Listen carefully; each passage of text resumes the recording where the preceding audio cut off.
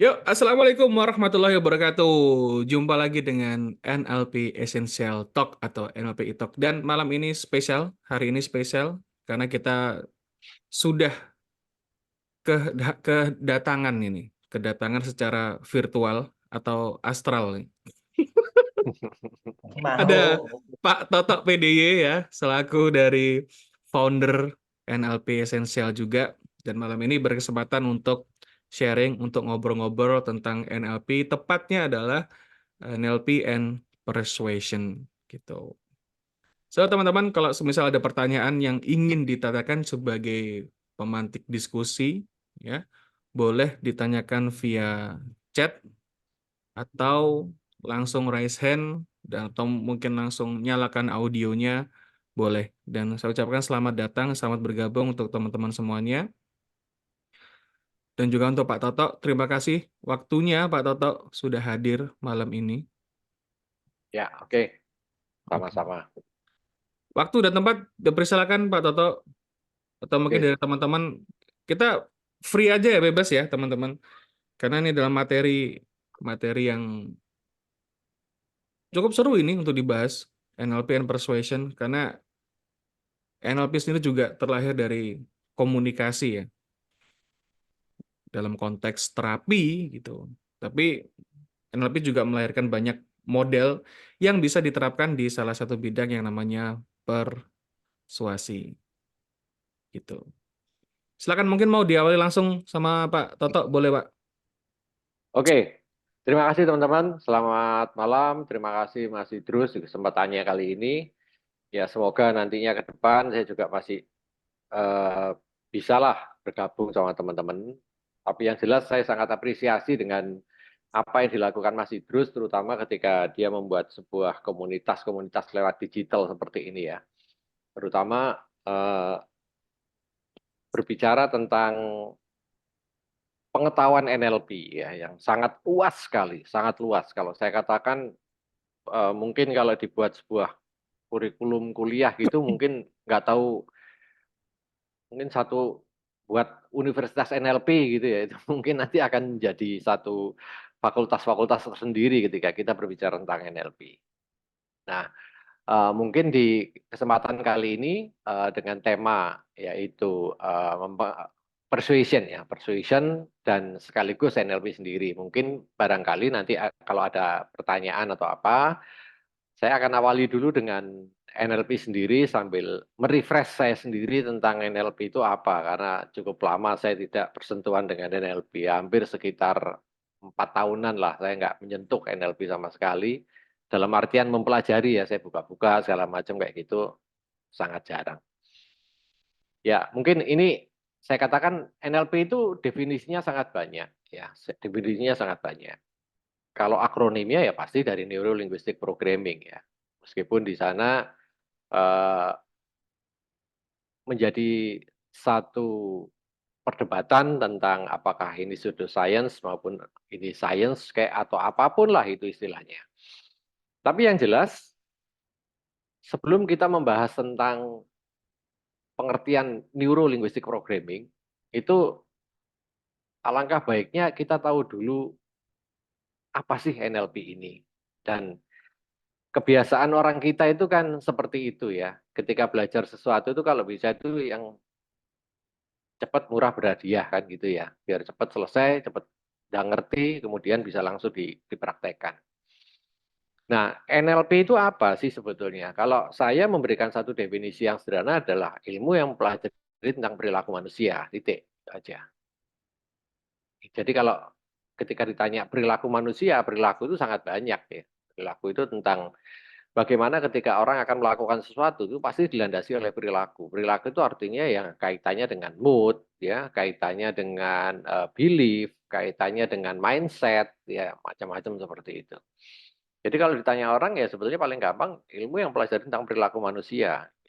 Kalau dulu almarhum Pak Yan mengatakan bahwa NLP itu adalah psikologi yang ngepop gitu ya, yang artinya eh, kita tidak perlu ribet-ribet mempelajari tentang manusia karena sudah ada orang-orang yang sudah memodel dengan cara yang luar biasa sekali lewat para founder-founder NLP itu. Jadi kita kembalikan ke fitrahnya NLP sendiri. Nah, sering yang terjadi adalah jebakan Batman ketika kita sudah belajar NLP biasanya. Kalau kita sudah eh, katakanlah sudah mempelajari NLP, kemudian kita ingin mengajarkan kepada orang lain atau mengenalkan NLP kepada orang lain adalah karena kita terkesima dengan istilah-istilah yang menarik di NLP, sehingga kita terbawa untuk menjelaskan itu kepada orang lain supaya melihat NLP ini yang wah. Ya, ini pandangan setiap orang beda-beda. Tapi kalau saya justru malah sebaliknya. Bagaimana ketika ini bisa dipahami orang dengan cara yang mudah? Masalah nanti mau mencari yang jelimetnya itu monggo silahkan. Ya, jadi NLP itu berbicara tentang perilaku manusia. Nah, perilaku manusia itu apa saja? Kalau di NLP cuma dikodekan atau dimodelkan lewat dua dua elemen ya. Yang pertama adalah neuro yang berkaitan dengan cara kerja otak atau cara berpikir, dan linguistik yaitu pola bahasa. Sebetulnya kalau mau dikulik lagi lebih dalam ya ada. Kenapa kok bahasa itu menjadi sesuatu yang sangat penting gitu ya. Tapi kali ini kita akan membahas dulu lah tentang bagaimana ketika kita berusaha untuk memahami NLP dengan cara yang mudah. Ya, ya, neuro berkaitan dengan cara berpikir manusia, linguistik itu adalah pola bahasa. Dua hal ini adalah sangat berkaitan sekali. Ya, mereka senantiasa punya titik temu. Dan itu bisa dilihat ketika NLP itu dalam perkembangannya banyak orang-orang hebat yang sudah memodelkan itu. Sebagai contoh misalkan kalau kita melihat NLP besutannya Robert Dills itu pasti berbeda karena sudut pandangnya dia lebih mengarah ke sisi perilaku manusia, mungkin karena dia banyak mengkaji tentang dunia-dunia filosofis ya, filsafat. Kemudian Michael Holz misalkan, dia berbicara tentang neurosemantik yang dia lebih titik tekannya adalah kepada linguistik. Nah, garis tengahnya itu sebetulnya adalah si Bandler sendiri yang dia sebetulnya memberikan satu definisi adalah saya membuat NLP ini tidak kurang tidak lebih adalah mengajari orang tentang strategi berpikir yang berbeda. Nah, dari ini kemudian saya tangkap bahwa ternyata tentang cara berpikir manusia gitu loh, yang kaitannya dengan perilaku. Nah, kira-kira dari situ dulu. Mungkin ada pemantik dari teman-teman mau menanyakan atau apa gitu. Jadi sekali lagi catatan saya adalah kita masuk kepada satu ranah yang kita sederhanakan dulu ya. Nanti kemudian mau dikembangkan monggo supaya tidak membuat barikade ketika orang itu ingin mengenal NLP. Karena tadi seperti tadi saya katakan, seharusnya teman-teman semua ini yang nantinya akan menjadi laskar-laskarnya NLP gitu loh. Karena penduduk kita sudah sekian ratus juta ya, yang paling tidak mungkin baru 1% nggak sampai lah yang memahami NLP itu. Padahal masih luas gitu. Nah untuk seperti itu ya lewat kreativitas dan niat dari teman-teman semua yang nantinya akan bisa membawa NLP ini lebih membumi lewat Indonesia. Bahkan kalau bisa itu punya cita-cita itu kalau belajar NLP yang gampang itu di Indonesia gitu. Itu sebetulnya cita-citanya kalau bisa sih. Buat saya seperti itu. Monggo kalau ada feedback atau apa masukan mungkin. Mantap Pak Toto untuk mengawali diskusi kita nih. Jadi memang definisi NLP itu luas banget ya teman-teman. Makanya beberapa kali sempat saya mention di grup ketika diskusi di grup itu Pak Toto bahwa ya kita pun sebenarnya boleh dan bebas-bebas aja untuk mendefinisikan NLP itu apa karena walaupun para para founder dan juga para developer itu memiliki definisi masing-masing tentang NLP, di situ kita ya boleh milih kita mau merujuk pada siapa atau kalau ataupun kalau dalam bentuk yang sederhana ya kita definisikan sendiri pun juga boleh gitu loh. Seperti yang dilakukan oleh Pak Toto mendefinisikan NLP sebagai ilmu yang mempelajari tentang perilaku manusia gitu.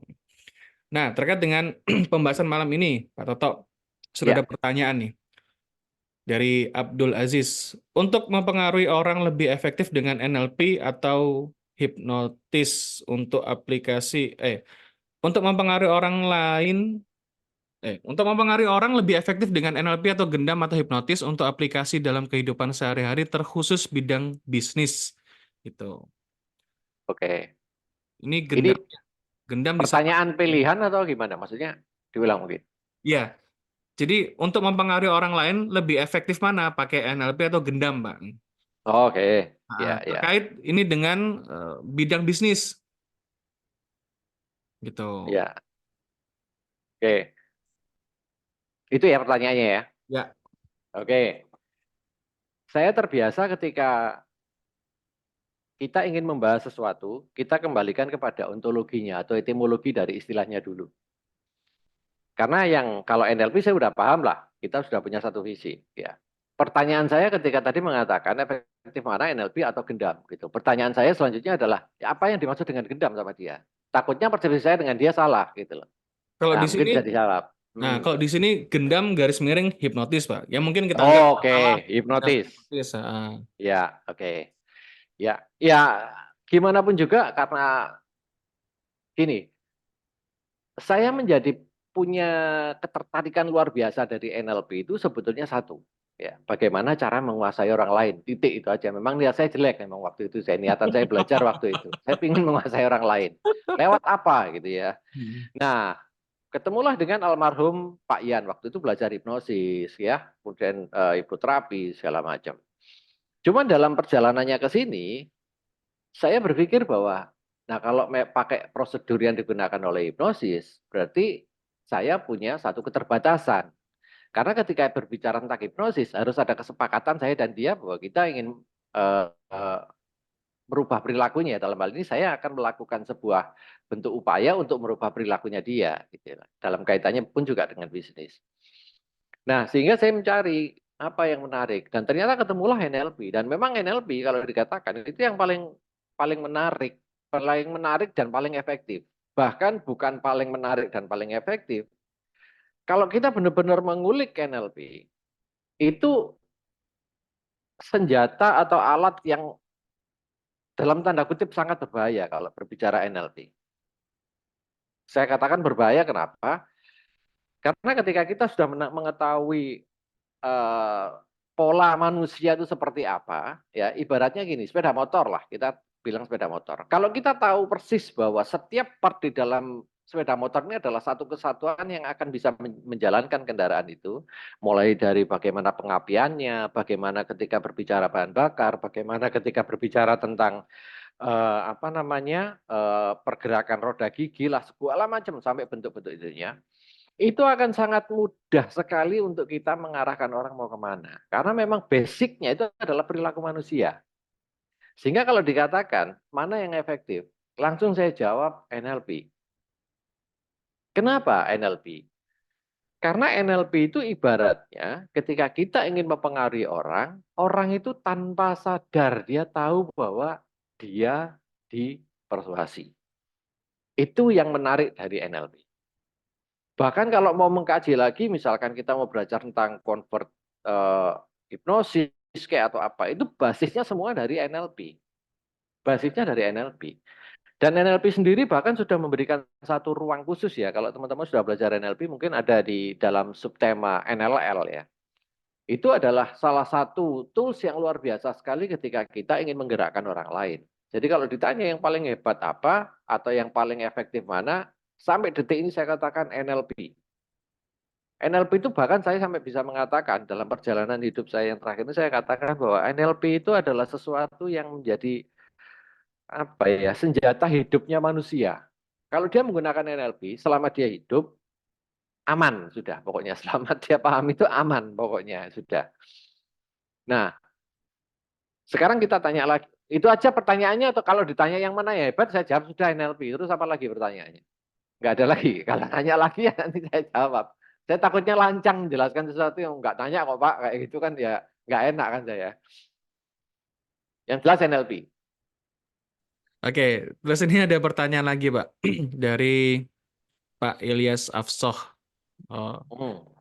perbedaan Mas yang Ilyas. menghasilkan perbedaan. Di mana bedanya NLP, Pak Toto? Oh, ini mungkin maksudnya merujuk ke salah satu definisi NLP ya, the difference that makes the difference.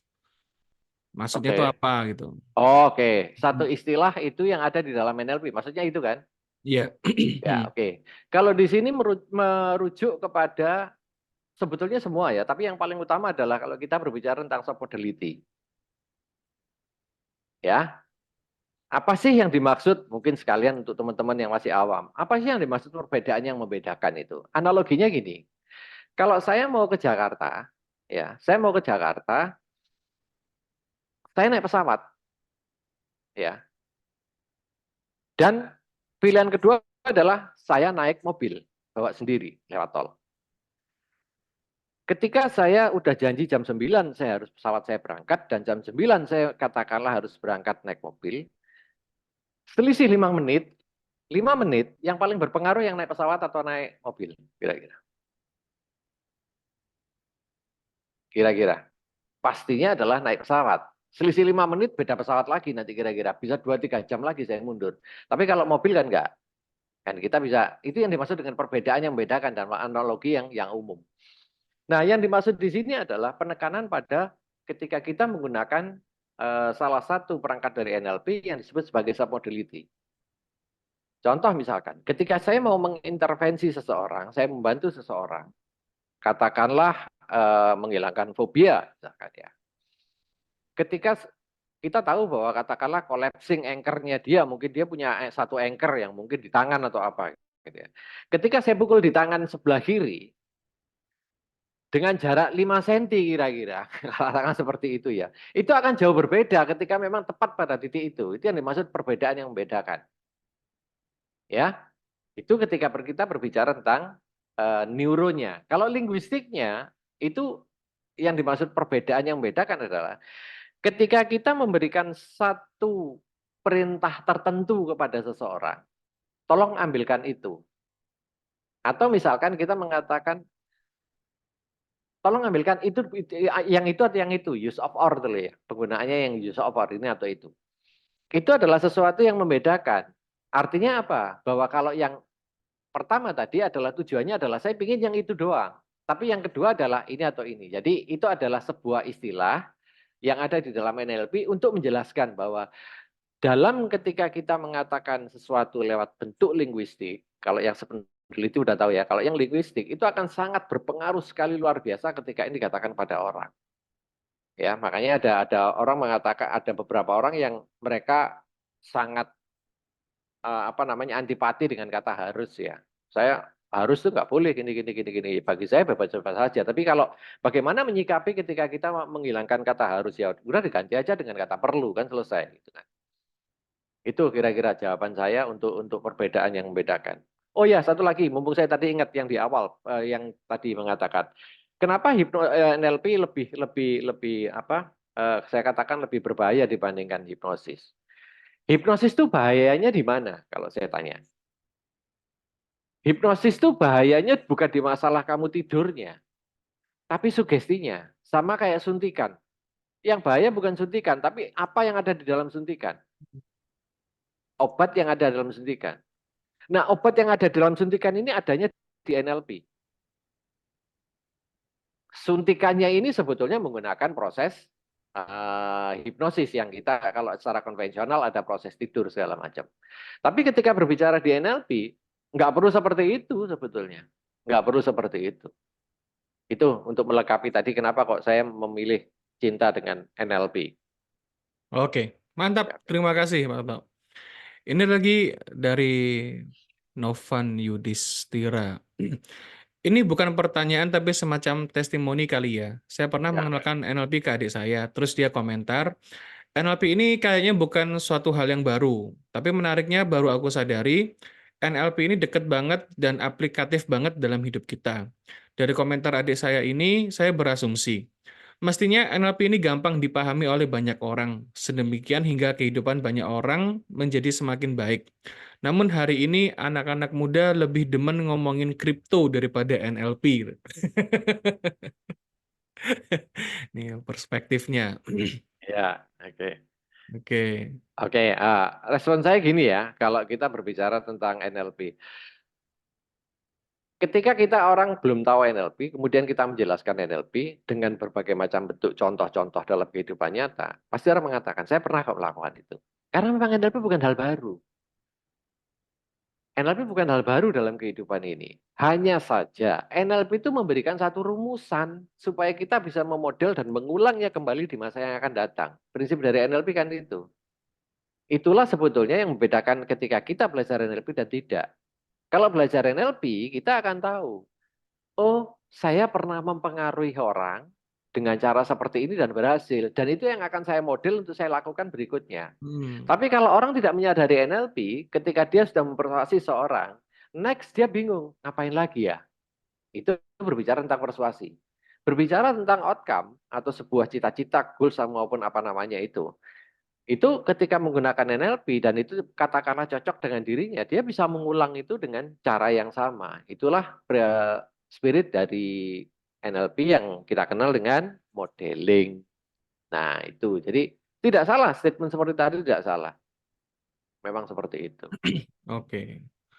Berarti NLP ini perlu diterjemahkan lagi ke dalam gaya yang lebih ngepop ya Pak ya, yang bisa Betul. diterima sama anak-anak muda gitu kan. Ya, Sebenarnya seperti yang dilakukan sama Pak Toto gitu kan, menerjemahkan, mentransformasikan kegiatan meditasi sebagai hal yang sifatnya ngepop banget gitu loh. betul. Yang Ya. sebelumnya tuh dianggap apa sih ini mistis, Iya, betul apa sih ini sekali. buang-buang waktu gitu kan. Ternyata ketika disorot dari angle yang berbeda, menghasilkan definisi-definisi baru yang lebih kekinian gitu loh, sehingga itu lebih lebih mudah diterima. Dan itu yang saya lihat dari Pak Toto seperti itu, berhasil Ya, untuk membuat suatu hal yang kuno, yang old school gitu, jadi iya, lebih betul. ngepop gitu. Ya, ya.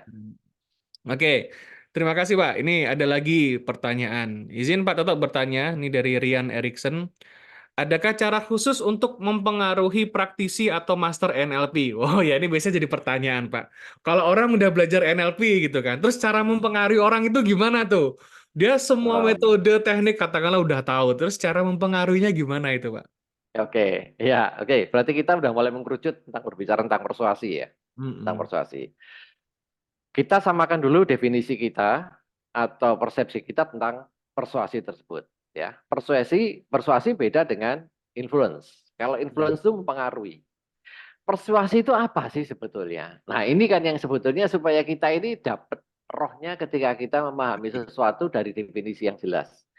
Persuasi itu sebenarnya adalah ilmu merayu. Titik. Terus nggak ada lagi ilmu merayu. Kalau namanya merayu, itu spirit atau semangat yang harus dimiliki oleh setiap praktisi persuasi itu satu, sejauh pengalaman saya, sabar. Kebanyakan mereka tidak sabar. Itu. Kenapa kita harus bersabar? Karena kalau sebagai praktisi yang awal, kita belum memahami, belum banyak punya referensi bagaimana mempengaruhi orang yang ini, dan itu, dan ini. Kalau sudah terbiasa, nantinya kalau kita mengambil istilah unconscious mind kita ketemu sama orang aja sekali, kita udah ngerti. Gaya ngomongnya gini, gaya duduknya gini, gaya ini, gini. Oh, maksudnya saya lewat seperti ini. Nah, sehingga yang perlu dilakukan, tidak ada cara lain kalau kita berbicara persuasi. Lakukan sebanyak mungkin persuasi kepada orang lain. Ada tujuan maupun tidak ada tujuan.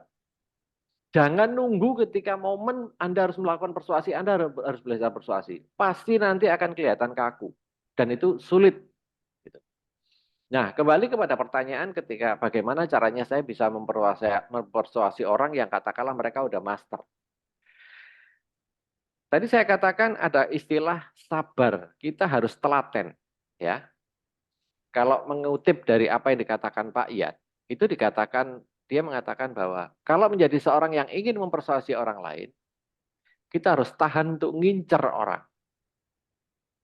Ya, kita harus tahan untuk ngincer orang. Ngincer orang itu artinya kenapa? Ya kita berusaha meletakkan egonya kita mengambil celah ketika kapan. Kenapa saya bisa mengatakan seperti itu? Sangat masuk akal sekali karena tidak kita mungkin bisa ngincer orang itu terus-terusan. Tapi ketika orang mengatakan sesuatu atau lawan bicara kita, belum tentu dia waspada terus-terusan. Pasti ada yang akan ada lengahnya, pasti itu. Nah, ketika kapan kita yang paling efektif itu untuk bisa mempersuasi orang? Pada saat ketika kita bertanya. Jadi saya lebih suka menggunakan prinsip-prinsip seperti itu. Saya lebih baik bertanya. Saya perbanyak aja, saya tanya terus seperti itu. Dengan cara seperti itu sebetulnya saya ingin membuat connectivity atau bounding dengan dia secara unconscious. Perlu dicatat teman-teman ya, bahwa mungkin ini ada memang dikupas di beberapa buku-buku tentang persuasi ya. Di mana kita harus punya satu presuposisi tentang cara mempersuasi orang. Presuposisi itu artinya kita meletakkan sebuah asumsi dasar dulu, apapun orangnya, kondisinya seperti apa, dalam situasi seperti apapun, kita harus meyakini bahwa siapapun yang kita ajak ngobrol, unconscious dia tidak akan pernah tidur. Prinsip ini yang digunakan oleh Erikson, bahwa tidak ada namanya on-off antara unconscious dan conscious. Ini harus diyakini dulu. Jadi ketika kita mau diyakini mau enggak, faktanya memang seperti itu gitu loh. Maksud saya adalah kita yakini dulu supaya kita lebih mudah menyikapi ketika kita ingin persuasi orang. Jadi ketika kita ngobrol sama orang, percayalah bahwa sebetulnya unconscious-nya dia itu sebetulnya sedang mencari-cari. Mencari-cari. Karena unconscious itu prinsipnya satu, dia berusaha mencari meaning. Titik. Apapun itu dia berusaha mencari meaning. Nggak usah gitu, kita diem gini aja, tahu-tahu ada suara klotak gitu. Kita berusaha mencari kan, apa sih itu kan gitu. Nah, unconscious itu berusaha mencari meaning. Inilah yang kita utilisasi. Bagaimana kita cara mengutilisasi? Kita harus sabar mendengarkan dia ngomong apa segala macam. Nggak usah ngomong apa-apa, dia ngomong apa kemudian kita mengangguk, dia mengangguk kepalanya gini kayak ini basicnya dari building report. Itu aja dia ngikut. Sudah ikut gitu. Nah memang tidak semua tema dalam persuasi itu sekejap ketika kita ketemu itu kemudian langsung berhasil. Tidak semua. Karena kenapa? Orang masih punya sebuah kecerdasan tertentu. Ya, yang basisnya mungkin macam-macam, bisa belief, bisa apa, bisa apa. Jadi kalau kita mau ketemu sama orang pertama kali, letakkan satu presuposisi bahwa sadar seseorang itu senantiasa akan terus mencari meaning terhadap lawan bicaranya dia, bahkan di lingkungan sekitarnya dia. Nah, di titik itulah sebetulnya kita harus pandai untuk utilisasi. Nah, kalau ini sudah kita terapkan dalam diri kita, mudah-mudahan belief-belief yang tadi sempat disampaikan oleh teman-teman bahwa kalau sama master prack gimana, sama orang yang lebih gimana, itu akan terkikis dengan sendirinya. Karena belief inilah yang meletakkan kita di dasar dari perilaku kita ketika mempersuasi orang, ketika melihat orang kayak gini ngeper gitu loh. Nah, kalau seperti itu bagaimana kita mau mempersuasi orang gitu loh. Jadi ini satu kunci supaya untuk bisa mereduksi belief teman-teman ketika bertemu dengan orang lain. Mungkin suatu ketika Anda akan mempersuasi saya. Ya memang seperti itu. Karena kenapa? Unconscious mencari meaning. Selamanya akan mencari meaning. Apapun itu. Semakin tidak jelas, semakin dicari. Itu manusiawi sudah. Itu manusiawi. Itu pandangan saya tentang cara persuasi. Kira-kira itu. Ya, Oke, monggo. sip. Wah, mantap, menarik ya, menarik. Saya ngikuti kelasnya Pak Toto di kelas kelas apa kemarin tuh bahas tentang meditasi sama bahas NLP itu state-nya beda loh, Pak. Oh iya dah. Kalau di kelas meditasi itu kan bahasa tenang gitu kan. Oh, langsung but gitu. Saya menunggu momen ini, tak tunggu gitu. Lama-lama kerasa eskalasinya terasa gitu. Oke. Mulai muncul lagi. Memang salah satu tugas saya itu mengingatkan, Pak. Ya, jujur teman-teman yang ada di sini semua, saya banyak terima kasih sama Mas Idrus. Mungkin Mas Idrus nanti suatu ketika mau cerita ke orang lain, saya dengan senang hati. Tapi yang jelas saya mau membuat testimoni bahwa yang menggerakkan saya kembali ke dunia training ya, terutama itu salah satunya adalah Mas Idrus kemarin ketika mengundang saya di Jakarta. Memang sudah ada rencana saya mau ke sana, tapi belum tahu kapan. Cuman momennya kayaknya tergerak ketika kemarin Mas Idrus ngadakan reuni Neo NLP kemarin gitu. Jadi ya saya terima kasih sekali ke Mas Idrus yang ya setidaknya kayak menampar saya sedikit lah. Oh iya ya, saya harus kembali. Gimana pun juga ini dunia saya. Saya akan coba setia sampai akhir hayat di dunia ini. Nah, Siap. kira-kira itu. Matur suwun Mas Idrus. Saya juga yang terima kasih, Pak Toto. Oke, ini lanjut Pak Toto. Ada dari Ari. Salam Ya, hormat Pak Toto. Ini jadi flashback oke. ingat almarhum Pak Yan. Semoga kebaikannya membuahkan pahala banyak di alam sana. Amin. Amin, amin, amin. Izin bertanya Pak, mengutip pernyataan sebelumnya dari Pak Toto, NLP bisa bahaya terkait topik persuasi. Bisa Ya, jadi penguasa NLP mempersuasi seseorang berlawanan dengan nilai norma. Pertanyaannya, bagaimana memposisikan pemanfaatan NLP hubungannya dengan nilai norma? Hatur nuhun Pak oke, Toto, semoga selalu sehat. Terima kasih Mas Idrus. Terima kasih pertanyaannya, Mas Ari. oke. Oke. Ya, jadi kalau pertanyaannya seperti itu, kita kembali kepada pribadi masing-masing, ya. Ada atau tidaknya NLP, dunia dalam kehidupan manusia ya. Orang ingin mempersuasi orang lain untuk tujuan jelek atau apa, itu memang sudah ada dari dulu, ya. Jadi tidak usah dijadikan kambing hitam NLP seperti apa. Namun memang NLP memberikan cara yang termudah bagaimana ketika ini digunakan sebagai bentuk persuasi. Ya, sebetulnya kembalilah teman-teman kepada hati nurani kita masing-masing, ya. Kalau memang tujuannya memang ingin niat jelek, ya risiko ditanggung sendiri. Tapi kalau memang niatnya baik, ya kenapa enggak itu yang dilakukan, yang dipilih. Nah, pertanyaan saya satu, kenapa harus berbuat jelek atau jahat kepada orang lain kalau memang sesuatu yang baik masih bisa kita lakukan. Jadi kembali kepada kesadaran kita masing-masing. Itu yang pertama. Kalau mengacu dari NLP sendiri, apapun itu yang dilakukan sebagai batas atau koridor sejauh mana kita bisa mengeksplor NLP ini sebetulnya adalah kalau di NLP kita kenal sebagai dengan istilah ekologis, ya. Kita tahu bahwa apapun yang kita lakukan itu pasti menjadi pertimbangan apakah ini cukup ekologis atau tidak untuk diri kita, ya. Karena memang faktanya memang NLP itu berkembangnya luar biasa sekali, dark NLP ya kan. Hmm. NLP yang digunakan untuk sesuatu yang seperti itu atau apa. Tapi yang penting bagi saya adalah kalau nanya saya ke pribadi ya saya akan gunakan itu untuk sesuatu yang positif gitu, terutama untuk keluarga lah, anak atau gimana. Dan ngomong-ngomong ya, kalau kita tadi sempat menyinggung tentang generasi saat ini atau apa, justru malah NLP itu memegang peranan penting, serius memegang peranan penting, ya. Kalau kita ingin menularkan NLP ini kepada orang lain, terutama kepada anak-anak kita, karena kondisi saat ini, eh, kenapa ya? Itulah kenapa yang memanggil saya, kok saya ingin mempopulerkan meditasi. Begitu juga dengan NLP, buat teman-teman praktisi ya. Harap diingat bahwa ke depan 5-10 tahun lagi itu penentu penentu mekanisme kehidupan bahkan kemampuan orang untuk membeli itu adalah anak-anak Gen Y, Gen Z gitu ya. Terlebih adalah anak Gen Z. Nah, mereka harus dimiliki kemampuan ini ya. Ketika kita ngomong tentang kompetensi seorang dikaitkan dengan kemampuan komunikasi, cara berpikir segala macam. Sehingga harapan saya adalah ke depan kenalkan NLP ini dengan bahasa-bahasa yang mereka suka. Itu dulu. Itu lebih efektif. Misal, bagaimana sih misalkan ketika ngomong sama dosen kalau misalkan mau mengajukan skripsi, misalkan seperti itu. Nah, tema kecil seperti ini, jangan salah, itu diharapkan banyak orang, gitu loh. Begitu mereka tertarik ini, dia akan mencari yang lain lagi. Nah, kembali tadi kepada pertanyaan, kenapa hal-hal semacam itu tidak dilakukan? Jangan berpikir bahwa kalau berbicara persuasi itu pasti jelek, nggak harus gitu loh.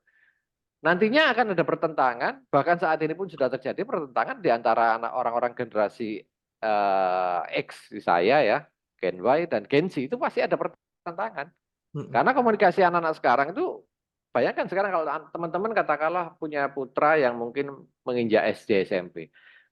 5-10 tahun lagi, mereka itu sudah punya referensi informasi yang mungkin jauh lebih dahsyat dibandingkan kita dulu.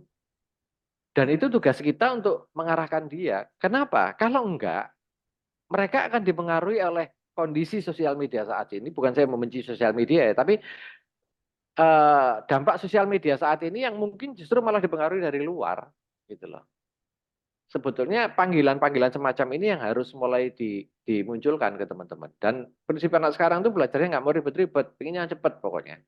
Nah itu tugas kita, tugas kita. Itulah kenapa kalau kita mengacu hanya berbicara NLP sebagai pengetahuan umum ya, pengetahuan yang khusus dalam hal ini adalah kelas-kelas NLP yang khusus. Itu sama di luar negeri, bahkan mungkin mereka bisa lebih sampai 5-10 hari pelatihan segala macam. Nah, kita bermainnya di ranah yang berbeda, yang gampang-gampang aja. Ngambil yang simpel-simpel gitu loh. Gimana caranya menawar ketika berdagang, kayak gitu-gitu loh, yang simpel-simpel. Itu lebih lebih lebih mereka lebih mudah mencerna. Itu Mas jawabannya ya, Oke, ekologis pokoknya. mantap. Terima kasih. Sebenarnya ini sekaligus buat ngingetin teman-teman ya. Jadi pembahasan malam ini tuh ada kemiripan, Pak, dengan bedah bukunya Influencing with Integrity gitu loh. Oke, Ah, ya ah. ya. Jadi sekaligus untuk ngingetin teman-teman bahwa kajian rutin tuh penting juga. Ini kan Oh ya, kajian, kajian tematik ya. Kajian betul. rutin tuh penting banget. Jadi pertanyaan teman-teman tuh sebenarnya insya Allah ya udah terjawab di bedah buku itu, Pak. Hmm, hmm, hmm. Mungkin karena belum sempat hadir atau mungkin belum sempat muter lagi di YouTube. Karena setiap event Ya. kayak gini pasti akan terupload di YouTube, Pak. Oh ya dah. Oh, sip Oh iya, sip sip. ada. Oke, nah kita masuk ke pertanyaan berikutnya, Pak, dari Novan Yudhistira lagi nih. Pertanyaan saya, kalau kita tidak mengedepankan ego saat persuasi, apakah itu artinya sebelum melakukan persuasi, niat kita harus benar atau tulus? Atau kalau bahasa agamanya harus ikhlas dulu? Nah, ini niatannya, Pak. Berarti. Oke, ya. Ego itu yang saya maksud bukan berarti bahwa kita ini loh, apa namanya? Kita ketika komunikasi sama orang itu pasti ego harus jalan gitu loh. Ego harus jalan. Cuman artinya gini loh, jangan ke susu gitu loh. Jangan ke susu pingin ini orang harus kayak ini. Enggak, letakkan dulu. Dibiarkan dulu ya, mengambang gimana gimana sambil diamati orangnya tadi baru muncul itu. Pengertian ego di sini bukan berarti bahwa ego itu adalah sesuatu yang semuanya berpusat ke kita, bukan itu. Ego itu artinya adalah keinginan atau hasrat kita untuk berusaha gerusuh bahwa oh saya sudah belajar ini, saya harus bisa mempengaruhi orang seperti ini. Bukan itu maksud saya. Tapi pengertiannya adalah sabar. Makanya saya lebih mudah menggunakan istilah ya kita harus telaten, harus sabar ketemu ketemu sama orang kayak gini. Nantinya kalau Anda sudah jago, itu nggak usah nunggu momen-momen seperti itu ya ketemu sama orang ya coba dites ngomong atau apa gitu loh. Sebetulnya ujiannya sebetulnya bukan masalah kalau di dalam tema-tema misalkan coaching ya, coach atau terapi atau mungkin apa ya konsultan atau apalah katakanlah consulting atau apa kayak gitu. Kalau tema seperti itu mudah gitu loh. Orangnya sudah menyerahkan diri kok ke kita. Iya kan? Orangnya sudah siap untuk dipersuasi gitu loh. Tantangannya itu adalah kalau di jalan, di tempat umum. Nah itu harus dilatih kayak gitu. Nah menariknya NLP adalah kita nggak punya tanggung jawab gitu loh. Nggak punya tanggung jawab moral. Kok tanggung jawab moral maksudnya gini loh. Nggak punya beban moral bukan tanggung jawab moral. Nggak punya beban moral. Kalau hipnosis kan nggak. Ketemu sama orang latihan ternyata orangnya nggak bisa dihipnosis besok keder kayak gitu. Kalau NLP enggak kok. NLP itu enggak. NLP itu ada ketemu sama orang di Indomaret duduk di sebelahnya segala macam kayak gini-gini. Makanya kalau berbicara tentang persuasi ya, kalau di hipnosis kan gitu. Semua orang bisa dihipnosis. Oke. Sekarang ditarik lagi. Oke, supaya bisa dihipnosis harus ngapain? Orangnya harus mampu eh, dites untuk mencari orang, untuk mencari orang-orang siapa yang kira-kira bisa dihipnosis kan. Kan gitu kan prosesnya. Cukup? Enggak, mundur lagi. PR untuk mencari orang yang mau dites ini aja itu sudah PR gitu loh. Jadi sebetulnya kesulitannya hipnosis itu adalah kalau ketika kita mau ngetes orang, kita berbicara hipnosis konvensional. Orang mau dites itu aja itu sudah PR. Nah, kalau bertemu dengan orang yang awam, jangankan dites, ngomong aja loh, itu sudah PR kalau kita belum pernah kenal kan itu. Iya kan? Ketemu sama orang di Indomaret ya, duduk di sebelahnya, sudah belajar NLP, ya dipraktekkan dong. Kira-kira gimana? Ngobrol tentang apa? Itu pola-polanya banyak kok di NLP itu yang bisa kita terapkan. Makanya mengajak orang ngobrol itu jauh lebih penting di awal. Seringlah melatih itu. Itu kira-kira. Jadi ya balik lagi ya, kalau kita berbicara tentang NLP itu sebagai bentuk persuasi, ya jangan kita terkungkung hanya kalau untuk terapi, kalau untuk apa itu mudah. Tapi ketika kita berbicara di dalam kehidupan nyata, ketemu sama orang, makanya harus sering dilatih, ketemu sama orang, nanya kayak gini gini gini. Katakanlah Anda mulai garuk-garuk, orangnya ikut garuk-garuk, oke selesai, oke, makasih Pak, berarti udah mulai terlatih, gitu loh. Sekali lagi, unconscious competence itu perlu dicatat, teman-teman. Oke, Dengan benar. mantap. Terima kasih. Oke, Pak Toto. Kita mulai Ya, merangkum nih, Pak. Mulai merangkum dari apa yang sudah kita bahas, Pak. Biar lebih operasional, biar lebih mudah diaplikasikan nih, Pak. Kita bahas step by step-nya, Pak. ya, Nah, kalau persuasi itu kan ada dua lingkup ya, mempersuasi orang yang dikenal dan orang yang nggak dikenal gitu kan. betul. Nah, Ya, itu ada perbedaan nggak Pak dari step by step-nya Pak? Langkah-langkah awalnya Pak? Apakah dipukul rata sama, pakai building report dulu atau gimana Pak? ya. Eh, Pengalaman saya sejauh ini kalau ketika saya menggeluti dunia persuasi, ya, itu makanya saya katakan kuncinya di awal adalah ngajak orang ngomong. Pertama kali orang nggak kenal ya, orang nggak kenal, diajak ngomong dulu. Gimana caranya mengajak orang ngomongin? Berarti harus ada satu tema untuk mengangkat dia mau ngobrol dengan kita. Hmm. Ya, saya berikan satu tips. Kalau nggak salah di NLP itu di polanya Milton itu ada itu namanya. Pokoknya current apa gitu Facing loh, aku lupa ongoing lagi. reality ya? Wis, ya kan? Nah, kayak itulah kira-kira. Kita lagi duduk di Indomaret, ya, sama orang, terus tiba-tiba mendung kayak atau apa. Pokoknya sesuatu yang benar-benar kita alami bersama dan itu tidak ada, tidak mungkin dipungkiri lah kira-kira ya. Pasti harus ada. Kita bisa ngomong misalkan di awal, panas ya Pak ya. Dia sudah ngomong iya gitu aja itu sudah hebat gitu loh. Kalau panas ya Pak ya, suaranya dia mendeli, lah itu PR gitu loh ya kan. Tapi latihan ini itu penting gitu loh. Hal yang sederhana. Karena kalau ini sudah terlatih, percaya saya, percaya diri kita akan naik satu strip lagi. Ketemu sama orang pasti saya akan ngobrol. Di bandara misalkan, lagi nyebut temen kayak atau Anda yang lagi bepergian. Orang lihat papan apa kedatangan itu terus banyak tulisan delay. Terus kita ngomong, banyak yang delay ya Pak ya. Nanti nggak ngomong nggak ya apa, wong jelas-jelas kita delay kabeh kan gitu kan. Facing ongoing reality. Nah ini mungkin bisa dia. Terus ditambahin lagi kan, lagi jemput Pak. Ini oh ini mulai kan ngomong. Nah ini loh kemampuan berkomunikasi ini sebetulnya adalah basic utama. Nah, supaya kita punya keyakinan seperti itu, milikilah presuposisi yang tadi saya katakan. Hmm. Bahwa orang senantiasa mencari meaning. Nah, inilah yang kita utilisasi. Gitu loh. Enak-enak ngobrol misalkan. Oh, gini, misalkan dari tanyain. Misalkan seperti itu ya. Banyak yang delay ya, Pak ya? Iya. Lagi jemput, Pak. Ini orangnya lagi ngobrol, terus kita langsung lihat belakang ini. Dia kan langsung gini, loh, berarti kan udah kena, gitu loh. Hmm. Nah, ya sudah, berarti ya, oh, berarti udah kena orang ini gitu aja. Tinggal kita teruskan seperti apa, gitu loh. Kita mencari sesuatu. Karena memang bawah sadar tuh itu, unconscious itu berusaha mencari meaning. Intinya itu. Nah, ini harapan saya, kunci pokok inilah sebetulnya harus dipegang oleh teman-teman. Siapapun pasti akan berusaha mencari meaning itu. Lewat berbagai macam cara. Nah, kalau sudah mulai ngobrol, bla bla bla bla bla bla bla bla. Dan di tahap berikutnya itu adalah jauhilah resistensi ketika berbicara. Hindari kata tidak, hindari kata tapi.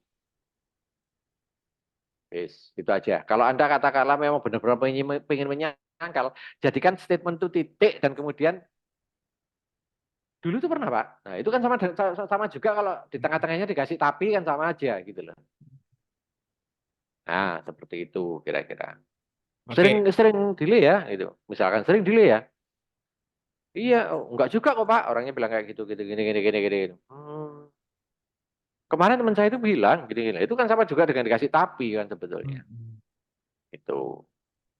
Oke, berarti Tuh. strateginya pakai pola tadi Pak ya, pacing ongoing reality kalau Ya, nama. yang paling gampang itu, udah itulah paling enak itu. Apapun itu, Karena nggak udah. mungkin disangkal, nggak mungkin ditolak, ya kan? Itu.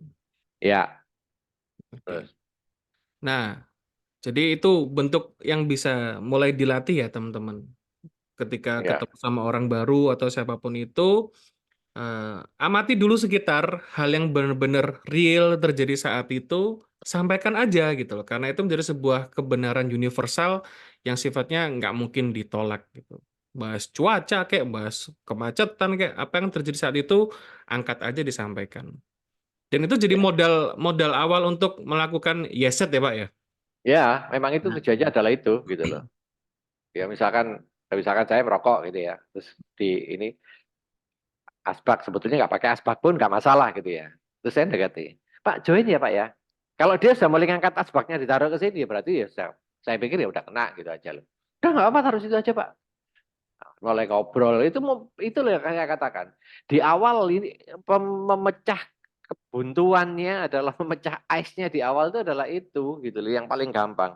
Kalau tema-temanya adalah kita sudah ketemu sama orang-orang sudah siap duduk sama-sama minum kopi duduk ya itu gampang sangat mudah sekali itu sangat mudah itu karena oke. temanya udah ada ya. Ya, baik. Kita rangkum dulu. Sudah ada dua hal penting yang kita dapat, teman-teman. Yang pertama, dari mindset kita ya, bahwa bawah sadar orang itu selalu mencari meaning, dan itulah yang kita utilisasi. Tinggal cari momentumnya, terus kita bisa menggunakan cara atau teknik yang namanya pacing ongoing reality. Tujuannya adalah agar apapun yang kita sampaikan tuh nggak ditolak sama orang. Otomatis ketika statement kita itu diterima oleh orang tersebut, ya kita udah masuk ke dalam dunianya gitu. Oke, ada pertanyaan lagi nih Pak. Kalau kaitannya dengan pebisnis yang ingin mempengaruhi banyak orang di dunia digital, apakah ada tips khusus? Nah, ini dari Imam Bukhari. Oke. Berarti kita berbicara konten ya, cara membuat konten kan gitu kan. Mm-mm. Nah, oke, cara membuat konten. Dari sejauh yang saya tahu, kalau teman-teman mungkin pernah ada istilah yang pertama ketika kita buat konten dalam 3 detik awal orang kita harus menghack orang hook Hup. istilahnya kan. Mm-mm. Nah, istilahnya hook. Itu bisa digunakan dan kalimatnya kan bisa kita buat lewat pola-pola di Milton ya, yang Mm-mm. bahasanya cangkap kayak atau apa segala macam. Itu penting. Itu yang pertama. Kemudian yang kedua adalah munculkan kuriositas dari orang tersebut. Ya, macam-macam. Misalkan sebuah kalimat yang tidak lengkap, misalkan ya, menggantung kayak atau apa segala macam. Tapi memang untuk yang di teman-teman yang awal mungkin masih kelihatan kaku, tapi nanti kalau sudah terbiasa ya akan mudah nantinya. Yang pertama adalah itu. Jadi hook di dalam dunia digital marketing ya, kalau kita berbicara tentang konten itu sama dengan ketika kita berbicara dengan orang dalam konteks realita tadi. Di awal kita harus ngasih hooknya dulu. Kalau di digital marketing juga seperti itu. Dan itu adalah sarana yang paling bagus sekali untuk kita bisa melatih komunikasi kita ketika apa kaitannya dengan persuasi. Ya, cara-cara seperti itu sangat efektif. Itulah yang dipelajari orang-orang digital bahwa dalam sekian detik awal itu harus menjadi sesuatu yang menarik buat dia.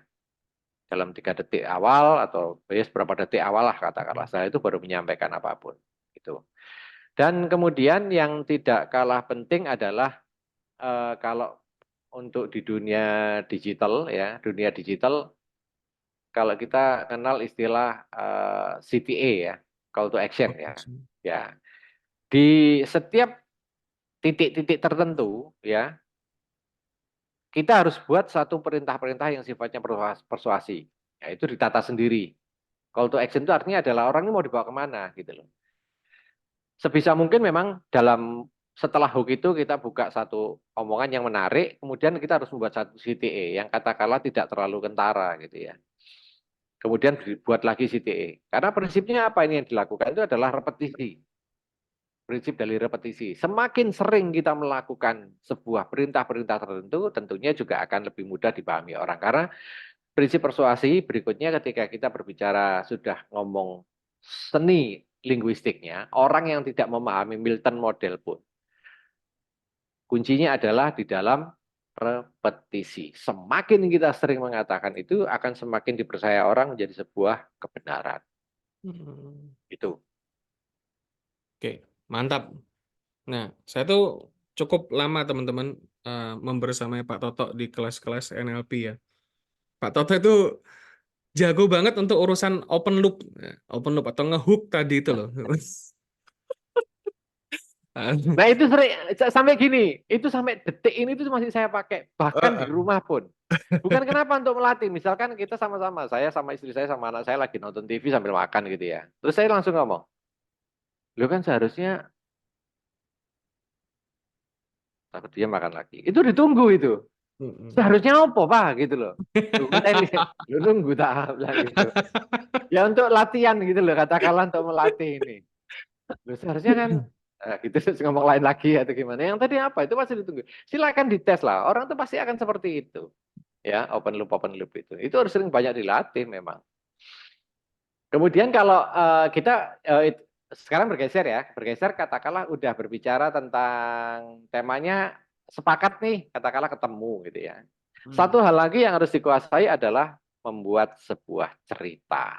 Ini lebih sangat efektif sekali untuk ketika kita melakukan persuasi kepada orang lain, membuat cerita. Itu jauh sangat efektif sekali. Karena tanpa disadari ketika orang dibuatkan sebuah cerita, mendengarkan apapun, dia pasti akan membuat sebuah fantasi sendiri atau imajinasi sendiri terhadap apa yang kita sampaikan. Itu jangan lupa, sisipkan selalu cerita. Sependek apapun, entah mungkin sekedar kutipan, atau mungkin apa namanya kata-kata yang kata-kata yang khas dari seseorang katakanlah, atau mungkin cerita utuh, itu monggo silahkan. Ya nanti kalau sudah jago mulai main di nested loop kan, ngomong ini berhenti, kemudian ngomong lagi, balik lagi segala macam kayak gitu. Itu kira-kira untuk melengkapi tema persuasi ini. Oke, mantap. Terima kasih Pak Toto. Nah, ini ada pertanyaan lagi dari Ilyas Afsah lagi nih. Persuasi ke anak yang kecanduan game online FF, bagaimana Pak? Anaknya bisa diajak komunikasi belum? Kalau ditanyakan. Eh, ini kalau dari persepsi saya sih, anak yang main FF itu udah bisa komunikasi Pak. Oh ya, ini jawab bisa Pak. Oh bisa ya, oke. Nah. Saya itu pernah ya dimintain tolong, bukan anak saya sebelumnya kebetulan nggak suka game, dimintai tolong teman, anaknya juga punya kecanduan dalam hal semacam itu. Ya, yang dilakukan dia itu pertama kali adalah dia langsung mengcounter. Kalau menurut saya pribadi, ini kok tidak efektif. Sangat tidak efektif. Saya malah mengatakan, ketika dia bermain, temani dia bermain. Temani dia bermain. Sampai dia merasa nyaman dulu. Nggak apa-apa, temani dulu. Cuman ketika dia bermain, mungkin kita bisa menyisipkan kalimat-kalimat tertentu yang mengarahkan dia kepada sesuatu yang tidak langsung frontal ya. Misalkan dia suka apa yang mendekati itu katakanlah menggambar kayak misalkan seperti itu ya. Ketika kita sudah sama-sama suka dengan dia ya, misalkan dia suka main game apa gitu. Next kita ajak papa atau bapak ini pengen tahu karakter yang kemarin tuh gambarnya kayak gimana sih orangnya. Nah, suruh gambar dia, diajari seperti itu. Ini contoh realnya seperti itu. Kalau kita modelkan, sebetulnya adalah apapun namanya persuasi, jangan melakukan konfrontasi secara langsung, nggak akan ada gunanya. Ya, tapi kalau kita punya kuasa untuk bisa merubah itu, ya nggak usah lakukan persuasi ya kan. Kalau bisa disuruh, ngapain dipersuasi kan gitu. Tapi kalau memang kita punya keterbatasan dalam hal itu, atau kita punya barrier dalam hal itu, nomor satu adalah ikuti dia. Diikuti aja enggak apa-apa. Ya. Namun kenapa kok kita harus mengikuti dia? Kita harus merasakan dunianya dia dan dia pun juga harus menerima, dia harus menganggap bahwa kita ini bukan orang asing buat dia, meskipun itu antara anak dan bapak. Nah, tinggal kita mau mengarahkannya mau kemana, ya, mengarahkannya kemana. Nah, biasanya ini kembali lagi saya katakan prinsip dari kita sabar itu memang penting. Dan tolong sekarang mulai disadari dulu, orang ketika punya satu hobi baru itu pasti ada proses. Pasti ada proses. Gak mungkin langsung saat itu juga dia langsung katakanlah itu menggila dengan hal itu, nggak mungkin. Kalau benar-benar sampai hobinya itu melekat di dia. Artinya apa? Proses itu tadi, tolong disadari itu pasti ada tanggung jawabnya kita yang masuk di sana. Ini yang harus kita sadari dulu. Sehingga untuk mengembalikan itu juga perlu proses. Nah, prosesnya adalah seperti itu tadi. Jangan langsung di counter, Anda masuk ke dunianya dia, baru kemudian nanti diarahkan kemana. Itu pandangan saya secara pribadi seperti itu. Ya, contohnya kayak tadi itu. Oke, mantap. Terima kasih, Pak Toto. Di pacing dulu berarti Pak ya. Ya, apapun. Tempel. Tempel dulu, temenin dulu. Masuk ke dunianya gitu. Oke, ada pertanyaan lagi, Pak. Ini pertanyaan terakhir ya, teman-teman ya. Untuk persuasi yang sudah menggunakan lead pace atau pacing leading ya ini, apa kiat closing lead yang efektif? Terima kasih share dari Pak Toto dan Pak Idrus yang luar biasa. Terima kasih pertanyaannya, menarik sekali ini. Jadi Oke.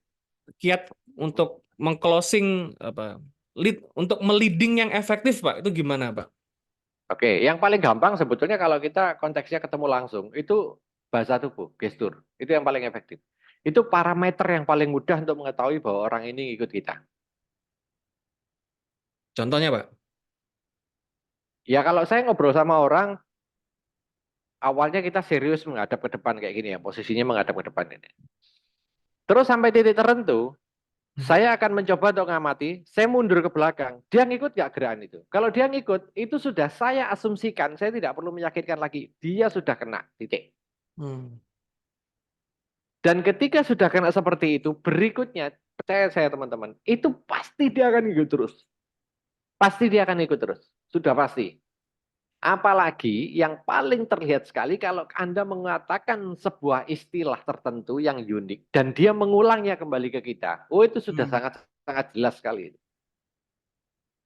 Misalkan saya mengatakan, "Yos, pokoknya sip lah, jos." Terus sampai pembicaraan lama terus dia memunculkan kalimat itu lagi. Berarti ya sudah itu kena sudah. Itu yang Hmm. paling kelihatan itu. Misalkan pokoknya hajar aja wis ya. Sampai dia, oh yes. Yang penting apa? Ah, kayak gitu misalkan. Yang penting apa? Hajar aja Pak. Oh ya wis kena berarti kayak gitu loh. Oke. Jadi secara Itu kan verbal dan non verbalnya gitu Pak ya. iya, kalau misalkan kita nggak ketemu lihat telepon ya mungkin bisa seperti itu atau mungkin lewat chat WA juga pasti kelihatan. Yang penting apa? Ini yang penting itu kan berarti kan message kita nyampe ke dia Masuk. Masuk. itu atau bahasa tubuh. Oke, sip. Terima kasih pertanyaannya dan jawabannya Pak Toto. Baik, untuk mengikat Pak Toto apa yang sudah kita bahas di kesempatan yang luar biasa ini, boleh dirangkum atau mungkin closing statement atau mungkin nasihat buat saya dan juga teman-teman yang lain terkait dengan apa yang sudah kita eksplorasi di malam ini. Silakan Pak Toto. Oke, untuk merangkum ini sekaligus untuk mengingatkan teman-teman kembali ya bahwa kalau kita mau menjadi seorang yang jago dalam dunia komunikasi persuasi, terlebih ketika kita menggunakan perangkat-perangkat apapun yang ada di dalam NLP, perlu diingat bahwa roh atau spirit dari NLP sebetulnya adalah mengajari kita untuk melatih trans. Hmm. Itu harus diingat. Jadi jangan sibuk dengan pola bahasanya, tapi berlatihlah trans sebanyak mungkin. Trans untuk diri sendiri dan trans untuk orang lain. Ini kuncinya. Anda nggak perlu menghafal semua, tapi Anda pandai untuk melakukan trans kepada diri sendiri maupun orang lain, yang nantinya mungkin ketika orang tidak tahu itu dianggap sebagai sesuatu yang magic atau apa. Sebetulnya yang terjadi adalah itu, trans. Mengenerate trans itu adalah spirit yang harus dimiliki seorang NLP. Hmm. Dalam hal ini, itu nanti yang akan menjadi ciri khas NLP esensial. Tidak semua NLP, saya katakan NLPers, siapapun itu, jarang mengenerate trends. Harapan saya adalah nanti alumni dari Mas Idrus lewat NLP Essential itu adalah mampu mengenerate trust. Dan itu harus berlatih dan terlatih. Terus itu. Kenapa saya katakan trans ini penting? Karena itulah sebetulnya pintu pembuka ketika kita ingin berbicara dengan orang lain. Bahkan ketika kita ingin mempelajari sesuatu. Karena itulah pintu pembuka dari unconscious seseorang. Trans, harus trans. Kalau nggak trans, orang nggak bisa unconsciousnya muncul kok. Kita ngobrol sesuatu, orangnya melihat kita seperti ini. Berarti pada saat itu unconsciousnya sedang terbuka. Karena kenapa? Karena dia trans dengan kita. Makanya trans itu adalah kunci yang harus dipegang. Coba Anda lihat. Dan saya terus terang sampai detik ini masih mengagumi Erikson. Dia orang yang pandai sekali mengenerate trans orang. Anda amati videonya. Banyak orang yang terjebak ketika mempelajari videonya Milton Erickson, dia terjebak dengan pola bahasanya. No, Anda pelajari. Trans banget orang itu ketika dia berbicara dengan orang. Nah, itu harus kita miliki dan juga harus dimiliki orang lain. Bukan dimiliki orang lain ya, kita mengenerate trans orang itu. Lewat apa aja, apapun. Karena kita punya prinsip bahwa unconscious senantiasa mencari meaning. Itu yang harus terus diutilisasi oleh kita. Ya. Dan satu hal lagi kalau kita berbicara tentang persuasi, ya, mulailah kikis habis ketika melihat orang lain yang katakanlah dia memiliki strata yang lebih tinggi dari teman-teman atau apapun. Hilangkan itu. Jauhkan itu semua. Saya ingin tetap membawa spiritnya Pak Yan ketika membuat Neo NLP. Bahwa alumni Neo NLP itu harus punya percaya diri yang luar biasa sekali. Dan itu akan saya tularkan, saya turunkan lewat NLP esensial yang nanti akan diajarkan Mas Idrus. Harus punya. Jangan pernah minder dengan siapapun. Mulailah ketika Anda itu masuk dalam komunitas NLP esensial sebagai orang yang punya percaya diri yang tinggi. Karena itulah yang nanti akan membentuk Anda dalam kehidupan sehari-hari. Kalau Anda punya self-image yang tinggi, Anda mau ketemu siapapun nggak akan keder. Itu yang hal-hal prinsip ya. Mungkin kali ini saya banyak berbicara tentang filosofisnya ya. Karena nanti untuk berbicara tentang tekniknya itu ada di kelas-kelas sama Mas Idrus pasti banyak. Saya berbicara tentang filosofisnya aja. Saya mengambil satu hal yang sebetulnya memang fundamental sekali. Yang pertama adalah mampu mengenerate trans. Karena itu nafasnya NLP itu. Anda mau belajar neurosemantik, mau belajar apapun. Kalau orang itu tidak bisa masuk ke dalam kondisi trans, yang terjadi itu adalah gontok-gontokan nanti, debat nanti akhirnya. Gitu loh. Yang terjadi itu. Karena Anda tidak memicu orang untuk masuk ke kondisi trans, justru malah masuk kepada pikiran yang sifatnya itu realistis. Nalar. Sehingga yang terjadi apa? Tengkar terus gitu loh. Makanya harus pandai menggenerate trends lewat apapun. Dari semua yang ada dalam diri Anda. Mulai pandangan mata, pola bahasa, bukan pola bahasa, intonasi bagaimana ketika menggunakan itu. Kemudian pausingnya bagaimana, bahasa tubuhnya seperti apa. Itu. Karena NLP itu, persuasi itu adalah seni. Ketika berbicara seni tidak ada aturan yang mengikat. Semuanya akan kembali ke kita dan kita akan menjadi sebuah brand tersendiri ketika kita menjadi seorang persuasi. Itu kira-kira Mas, kalau saya berbicara tentang dasar filosofi dari persuasi. Oke, baik. Terima kasih. Luar biasa sekali, Pak. Ini alhamdulillah banyak dapat insight lagi. Mudah-mudahan teman-teman juga sama mendapatkan insight dari apa yang sudah kita eksplorasi di kesempatan malam ini. Dan jangan lupa hari Sabtu besok insya Allah kita ada bedah buku lagi teman-teman. Dan tiap hari Rabu kita bahas tematik seperti ini di NLP e-Talk gitu. Baik, terima kasih untuk Oke, waktu dan kebersamaannya teman-teman. Insya Allah ketemu lagi di siap. kesempatan lain. Oke, Terima so kasih. good. Assalamualaikum warahmatullahi wabarakatuh.